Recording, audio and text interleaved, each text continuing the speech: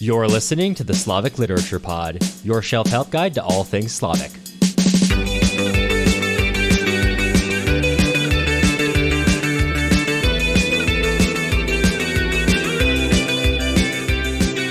I'm Cameron Lalana.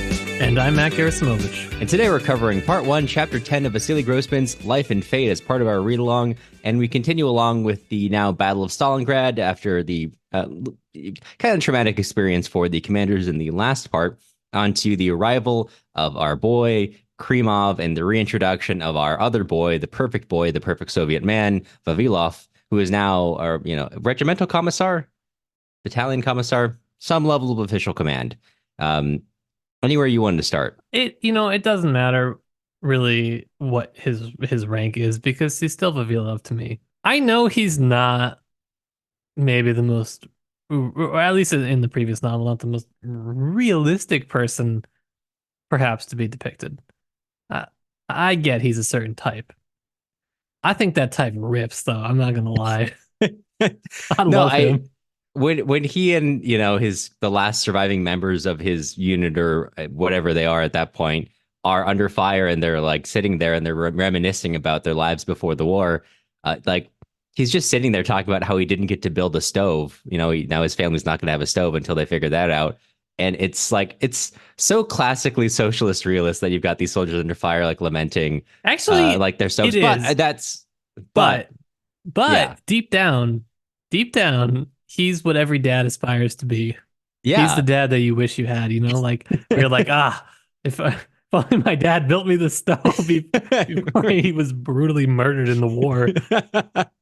Yeah, well, it you can read it that way on one level, but on another level, it was so human that at the point when all these guys are thinking they're about to die, they're just sitting there just thinking about the chores back at home. And because that's where they would like to be. I mean, obviously they would like to be with their families doing really menial stuff to just make as their lives go on rather than, dying in a hail of gunfire. And it really was one of the most, it is the most affecting conversation about a stove I've ever read. Usually They're not that gripping. No, they don't tend to be. But anyway, yeah, anywhere you wanted to start with this part.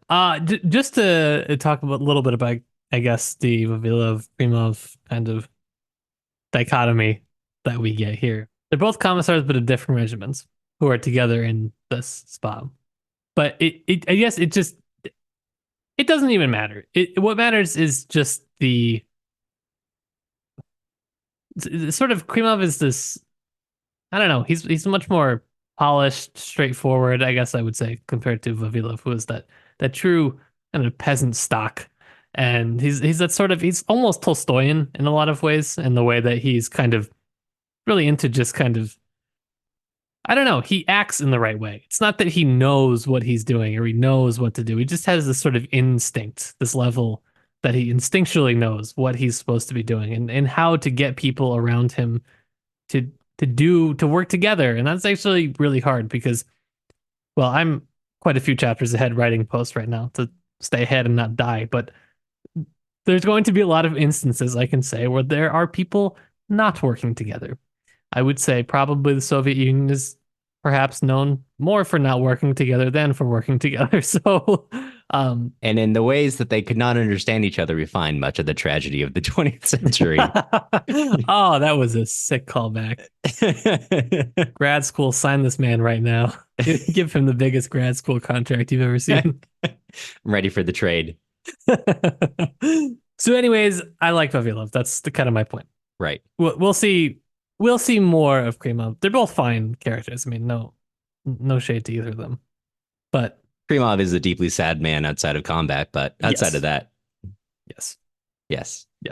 Speaking of, I want to go to a comment from Discord user Leah, who says, Grossman packs a punch here in this brief exchange between Krimov and Vavilov when the former says he's there to settle a dispute between the commander and commissar of one of the infantry regiments, and Vavilov basically says, well, that's been settled now because they're both dead.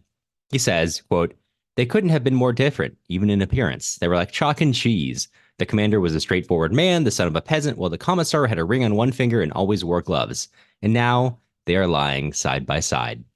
To the question about how ideology matters, related to the question that you put in the blog post today, I think this exchange shows that maybe ultimately it doesn't. The commander, a soldier from a peasant family, and the commissar, a political officer, meet the same fate. Any arguments they could have had about how the war was being fought or the cause itself would evaporate in death. I think we also see this disappearance of ideology when the men are actively engaged in combat at the end of the chapter. Grossman gives us the general's harsh, wild, impetuous soul and Kremov's palpable sense of solidarity with those fighting with him. It seems the actual grit of battle digs deeper than ideology, which can be galvanizing, as mentioned in previous comments, but is perhaps only surface level. And I also want to bring in another comment from the Bookworm Stories who says, that I guess all ideologies die with death. And when the enemy is standing in front of you and attacking you, there's no time to think of ideology, just fight for your life. Which you see by the commissars getting right into the front line of battle.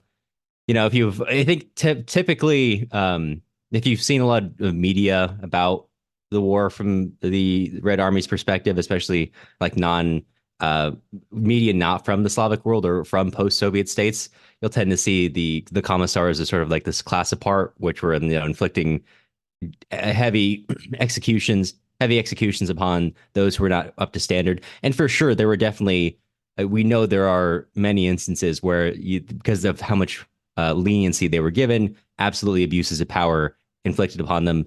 Soldiers who were caught between a rock and a hard place between, hard-headed commanders and also the fight in front of them. I mean, in any military, you're always going to deal with hard-headed commanders. Now imagine some of them can just shoot you, and not the people aren't going to ask that many questions as long as the paperwork works out.